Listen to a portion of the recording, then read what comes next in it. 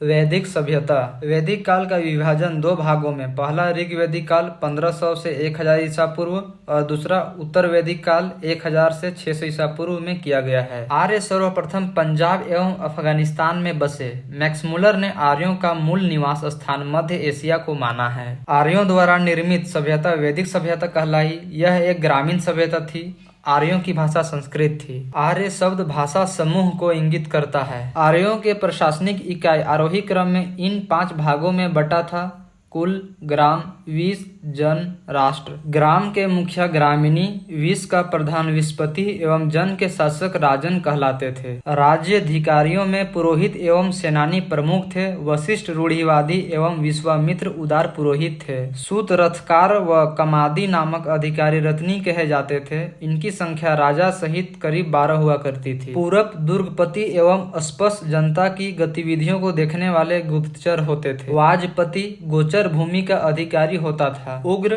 अपराधियों को पकड़ने का कार्य करता था। ऋग्वेद में किसी तरह के न्यायाधिकारी का उल्लेख नहीं है। सभा एवं समिति राजा को सलाह देने वाली संस्था थी।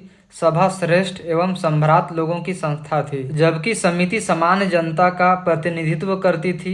इसकी अध्यक्ष को ईशान कहा जाता था। स्त्रियां सभा एवं समितियों में भाग ले सकती थी। युद्ध में कबीले का नेतृत्व राजा करता था। युद्ध के लिए गविष्ठ शब्द का प्रयोग किया गया है, जिसका अर्थ है गायों की खोज। 10 राग युद्ध का उल्लेख ऋग्वेद के 7वें मंडल में है। यह युद्ध परुशनी रावी नदी के तट पर सुदास एवं 10 जनों के बीच लड़ा गया, जिसमें सुदास विजयी हुआ। ऋग्वैदिक समाज 4 वर्णों में विभक्त था। ये वर्ण थे ब्राह्मण, क्षत्रिय, वैश्य और शूद्र। यह विभाजन व्यवसाय पर आधारित था। ऋग्वेद के 10वें मंडल के पुरुषसूक्त में चतुर्वर्णों का उल्लेख मिलता है। इसमें कहा गया है कि ब्राह्मण परम पुरुष के मुख से, क्षत्रिय उनकी भुजाओं से, वैश्य उनकी जांघों से एवं शूद्र उनकी पैरों से उत्पन्न हुए हैं। आर्यों का समाज पितृ प्रधान था। समाज की सबसे छोटी इकाई परिवार या कुल थी, जिसका मुखिया पिता होता था, जिसे कुलप कहा जाता था। स्त्रियां इस काल में अपने पति के साथ यज्ञ कार्य में भाग लेती थी। बाल विवाह एवं पर्दा प्रथा का प्रचलन नहीं था। विधवा अपने मृतक पति के छोटे भाई देवर से विवाह कर सकती थी। स्त्रियां शिक्षा ग्रहण करती थी। ऋग्वेद में लोपामुद्रा, घोषा, सिकता,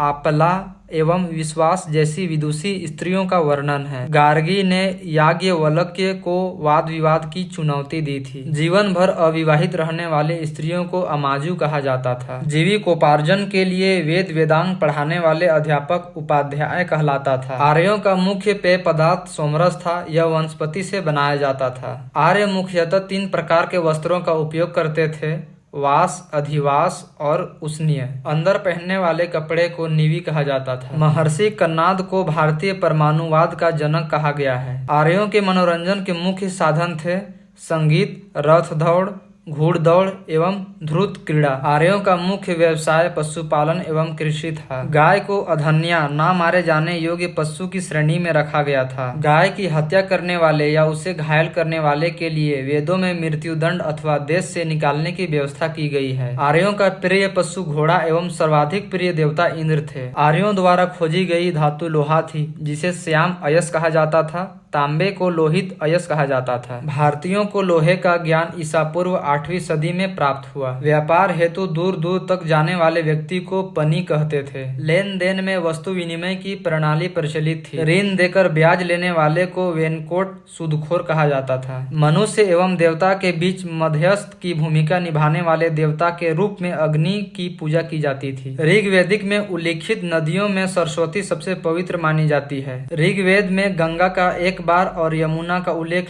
3 बार हुआ है। इसमें सिंधु नदी का उल्लेख सर्वाधिक बार हुआ है। उत्तर वैदिक काल में इंद्र के स्थान पर प्रजापति सर्वाधिक प्रिय देवता हो गए थे। विष्णु के 3 पगों की कल्पना का विकास उत्तर वैदिक काल में ही हुआ है। उत्तर वैदिक काल में राजा के राज्याभिषेक के समय राजसूय यज्ञ का अनुष्ठान किया जाता था। उत्तर वैदिक काल में वर्ण व्यवसाय की बजाय जन्म के आधार पर निर्धारित होने लगे थे। उत्तर वैदिक काल में हल को शिरा व हल रेखा को सीता कहा जाता था। उत्तर वैदिक काल में निष्क और शतमान मुद्रा की इकाइयां थी। सिक्कों के चलन का कोई प्रमाण नहीं मिलता है। सांख्य दर्शन भारत के सभी दर्शनों में सबसे प्राचीन है। इसके अनुसार मूल तत्व 25 है, जिनमें प्रकृति पहला तत्व है। सत्य में जयते मुंडकोपनिषद से लिया गया है। इसी उपनिषद में यज्ञ की तुलना फूटी नाव से की गई है। गायत्री मंत्र सवित्री नामक देवता को संबोधित है, जिसका संबंध ऋग्वेद से है। लोगों को आर्य बनाने के लिए विश्वामित्र ने गायत्री मंत्र की रचना की। श्राद्ध की प्रथा पहले पहल दत्तात्रेय ऋषि के बेटे निमि से शुरू की। उत्तर वैदिक काल में कौशाम्बी नगर में प्रथम बार पक्की ईंटों का प्रयोग किया गया है। महाकाव्य दो है, महाभारत एवं रामायण। महाभारत का पुराना नाम जय संहिता है। यह विश्व का सबसे बड़ा महाकाव्य है। गोत्र नामक संस्था का जन्म उत्तर वैदिक काल में हुआ है। वेदांत दर्शन के मौलिक ग्रंथ ब्रह्मा सूत्र या वेदांत सूत्र की रचना बदरायण ने की थी।